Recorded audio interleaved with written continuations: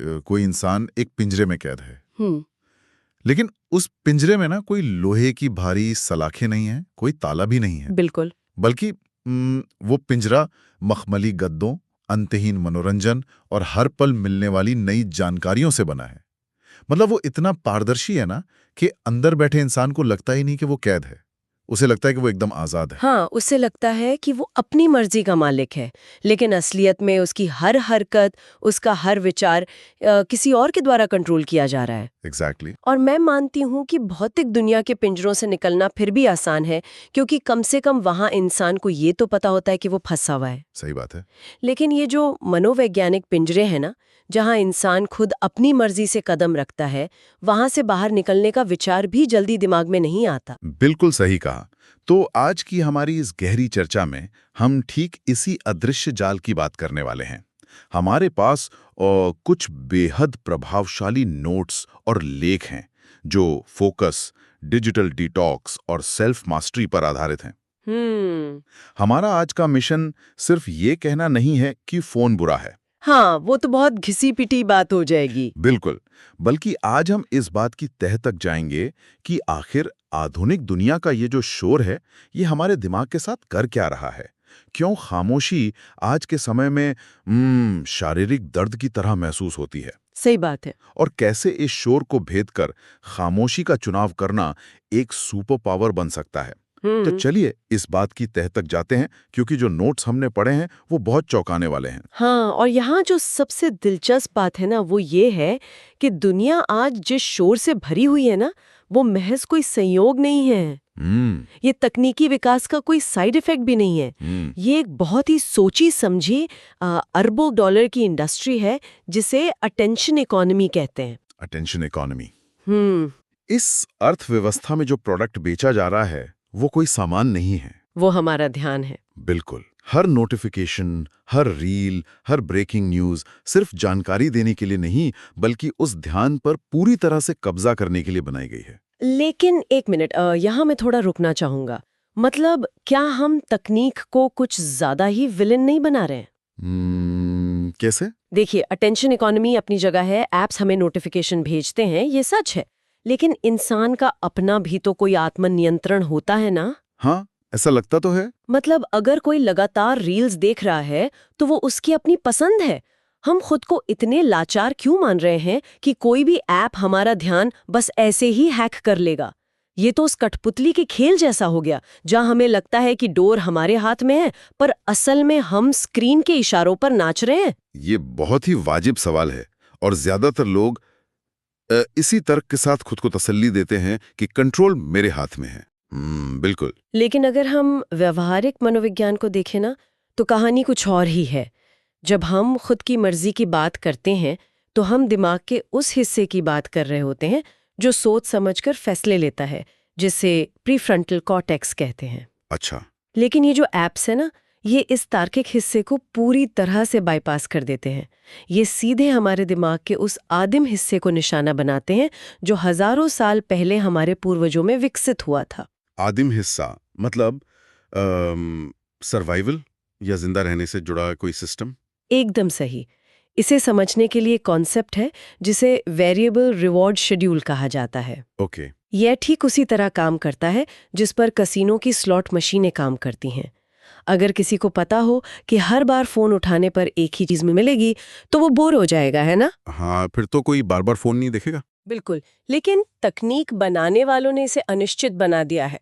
जब screen unlock होती है, तो दिमाग को नहीं पता होता कि कोई अच्छी खबर मिलेगी, किसी की फोटो पे लाइक मिलेगा या कोई मीम मिलेगा। अरे हाँ। ये जो अनिश्चितता है ना, ये दिमाग में डोपामाइन का एक जबरदस्त स्राव करती है। लेकिन एक सेकंड, डोपामाइन तो खुशी का रसायन होता है ना, जो हमें खुश करता है।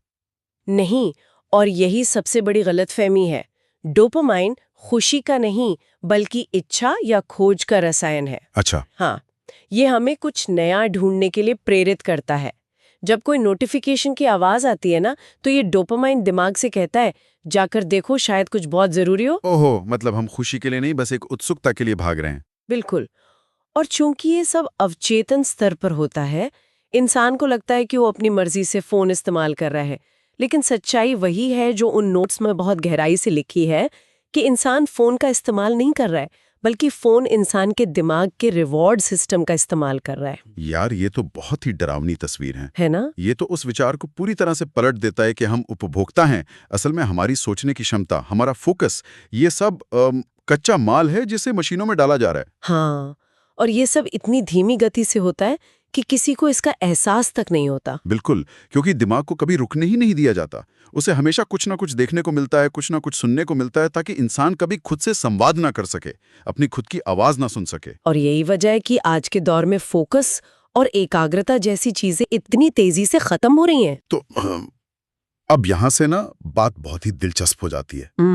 अगर ये डिजिटल जाल इतना ही थका देने वाला है, तो लॉजिक तो यही कहता है कि जब सन्नाटा छाए तो इंसान को सुकून मिलना चाहिए, उसे एक राहत की सांस लेनी चाहिए।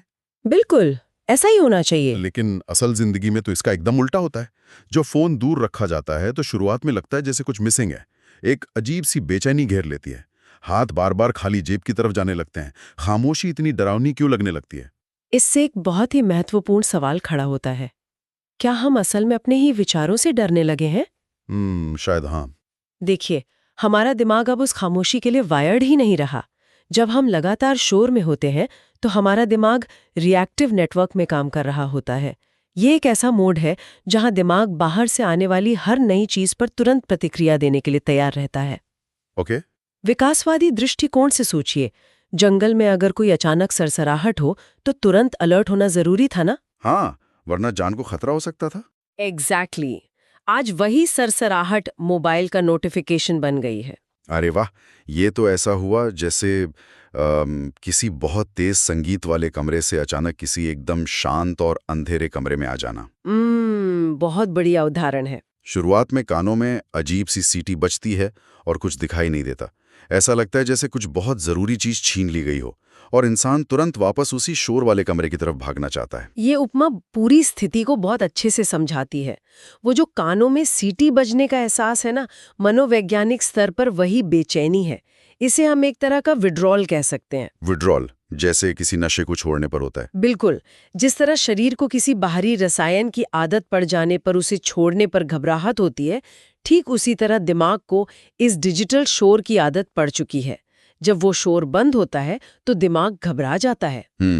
उसे लगता है कुछ गड़बड़ है। हाँ, वो संकेत भेजता है कि अगर बाहर से कोई जानकारी नहीं आ रही है तो इसका मतलब है कि हम खतरे में हैं। तो मतलब ये बेचैनी कोई कमजोरी नहीं है, बल्कि महज एक न्यूरोलॉजिकल प्रतिक्रिया है। लेकिन हमारे स्रोत एक और बहुत गहरी बात की ओर इशारा करते हैं। वो क्या? खामोशी इसलिए भी डरावनी लगती है क्योंकि वहां कोई डिस्ट्रैक्शन नहीं होता। जब बाहर का शोर बंद होता है तो जो पहली आवाज सुनाई देती है वो इंसान की अपनी अंदरूनी आवाज होती है। और कई बार इंसान अपने ही विचारों से सबसे ज्यादा डरता है। ये इस पूरे विषय का सबसे संवेदनशील हिस्सा है। बाहरी शोर एक बहुत ही कारगर दर्द निवारक बन गया है, एनेस्थीसिया की तरह। हाँ, बिल्कुल। जब कोई इंसान अपने करियर या अपने जीवन के उद्देश्यों को लेकर उलझन में होता है तो खामोशी में बैठने पर वे सारे अनसुलझे सवाल तुरंत सतह पर आ जाते हैं। और उन सवालों का सामना करने में डर लगता है। हाँ, ऊर्जा लगती है। दूसरी तरफ एक स्क्रीन है जो कोई सवाल नहीं पूछती, बस लगातार रंगीन तस्वीरें दिखाती है। इसलिए अपने ही विचारों से बचने के लिए इंसान उस शोर के जाल में वापस लौट जाता है। तो आखिर इस सब का क्या मतलब है? अगर ये विड्रॉल इतना दर्दनाक है, अगर खामोशी में बैठना अपने ही सवालों के कटघरे में खड़े होने जैसा है, तो फिर दिमाग हार क्यों नहीं मान लेता? वो कौन सी चीज है जो इस शुरुआती बेचैनी के पार जाने पर मिलती है? क्योंकि नोट्स में एक बात पर बहुत जोर दिया गया है कि जिस दिन कोई इस शोर से बाहर निकलने की हिम्मत कर लेता है, उसी दिन उसकी असली ताकत जागती है। उस बेचैनी के उस पार आखिर क्या है? अगर हम इसे व्यापक नजरिए से देखें ना, तो उस बेचैनी के पार वो चीज है जिसे न्यूरोसाइंस में डिफॉल्ट मोड नेटवर्क या DMN कहा जाता है। DMN? हाँ, ये हमारे दिमाग का एक ऐसा सर्किट है जो तभी सक्रिय होता है जब हम बाहर की दुनिया पर ध्यान नहीं दे रहे होते हैं। अच्छा। जब हम कोई काम नहीं कर रहे होते, महज चुपचाप बैठे होते हैं या बस यूं ही टहल रहे होते हैं, तब दिमाग बंद नहीं होता, बल्कि वो अपने सबसे महत्वपूर्ण काम पर लग जाता है। मतलब जब हम कुछ नहीं कर रहे होते हैं, तब दिमाग असल में सबसे जरूरी काम कर रहा होता है। ये कैसे होता है? जब बाहरी शोर बंद होता है तो ये डिफॉल्ट मोड नेटवर्क पुरानी यादों को खंगालता है, भविष्य की योजनाएं बनाता है और सबसे जरूरी बात, ये अलग अलग सूचनाओं को आपस में जोड़ता है। अरे वाह। जो विचार पहले एक धुंध की तरह उलझे हुए थे, ये नेटवर्क उन्हें सुलझाता है। इसे ही हम क्लैरिटी या स्पष्टता कहते हैं। जब हम लगातार जानकारी ले रहे होते हैं तो दिमाग एक भरे हुए गोदाम जैसा हो जाता है। खामोशी वो समय है जब दिमाग उस गोदाम की सफाई करता है। यार, यही कारण है कि अक्सर नहाते समय या बस में खिड़की के बाहर देखते हो अचानक से किसी बड़ी समस्या का समाधान मिल जाता है। बिल्कुल। क्योंकि उस समय कोई बाहरी स्क्रीन ध्यान नहीं खींच रही होती है, तो दिमाग का वो डिफॉल्ट मोड नेटवर्क अपना काम कर रहा होता है। सही पहचाना। और यहीं से क्रिएटिविटी जन्म लेती है। रचनात्मकता को पनपने के लिए एक खाली कैनवस चाहिए होता है। जब कोई हर बीप और हर आवाज पर प्रतिक्रिया देना बंद कर देता है और खामोशी को बर्दाश्त करना सीख जाता है, तो उसका फोकस तेज होने लगता है। और आज के समय में जहां पूरी दुनिया अटेंशन के लिए लड़ रही है, इंसान का अपना ध्यान ही उसकी सबसे बड़ी संपत्ति है। तो जो बात ये नोट्स कह रहे हैं वो एकदम साफ हो जाती है। इस दुनिया में असली विजेता वो नहीं है जो सबसे ज्यादा वायरल हो रहे हैं या शोर मचा रहे हैं। बिल्कुल नहीं। बल्कि असली विजेता वो हैं जो अपने खुद के अटेंशन को बचा लेते हैं। हाँ, जो लोग सिर्फ रिएक्ट नहीं करते बल्कि सोच समझकर क्रिएट करते हैं। प्रतिक्रिया देना तो सबसे आसान काम है, इसमें कोई ऊर्जा नहीं लगती। हाँ, किसी ने कुछ कहा, गुस्सा कर दिया, कोई ट्रेंड आया, फॉलो कर लिया। बिल्कुल। ये शोर इंसान को सिर्फ भीड़ का हिस्सा बनाता है। सब एक मशीन के पुर्जे बन जाते हैं। लेकिन खामोशी इंसान को उस मशीन से बाहर निकालती है। जब बाहरी आवाजें बंद होती हैं, तभी इंसान को समझ आता है कि उसके अपने असली मूल्य क्या हैं। ये उसे भीड़ से अलग एक इंडिविजुअल बनाती है। एग्जैक्टली। खामोशी कोई खालीपन नहीं है जिसे डरना चाहिए। ये असल में वो जमीन है जिस पर हमारे व्यक्तित्व की इमारत खड़ी होती है। हाँ, और ये मानसिक स्पष्टता किसी भी बाहरी जानकारी से कहीं ज्यादा मूल्यवान है। बिल्कुल, क्योंकि ये इंसान को खुद से परिचित कराती है।